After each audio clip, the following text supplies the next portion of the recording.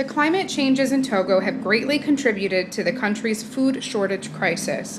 Floods and droughts are likely caused by shifts and changes in climate, and when any area experiences a flood, extensive damage is usually done. The area experiences an increase in disease, loss in livestock, and damage to crops. And when you live in an area like Togo and your main source of income is agriculture, floods and droughts can devastate you and your family. Back in 2007, Togo experienced a flood that caused the village residents to be displaced. Hundreds of people had lost everything that they had, including their main source of income. Families were forced to live in shelters, which were very poorly run and cramped. Tight living quarters meant an increase in disease such as malaria and gastroenteritis. For areas that were poverty-stricken, medicine for these disasters is not widely available. The food shortage is now a crisis. Acute malnutrition develops quickly in a vulnerable population and involves a rapid loss of weight and the greater potential for death compared with the chronic malnutrition or stunting, which develops over a long period of time and affects the height and learning abilities of the sufferers. That's a direct quote. Drought is also a global climate concern. When there are droughts, villages do not have access to clean water, which can also contribute to the devastation.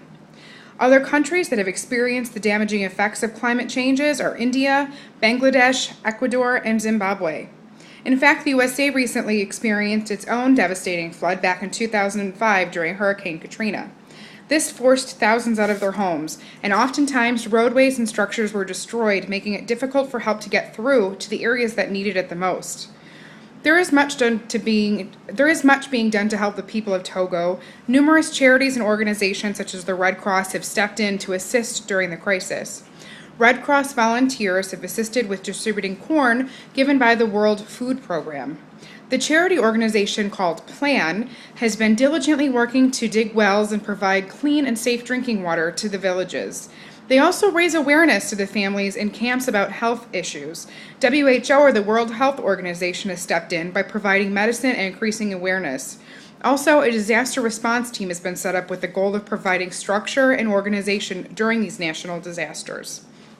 Emissions are also being evaluated as officials look for big picture solutions to this devastating problem. Education and assistance from charity organizations is a first step to assisting in the affected areas. When countries no longer have to solely depend on their crops as their main source of income, I think the shifts in climate will not be so devastating.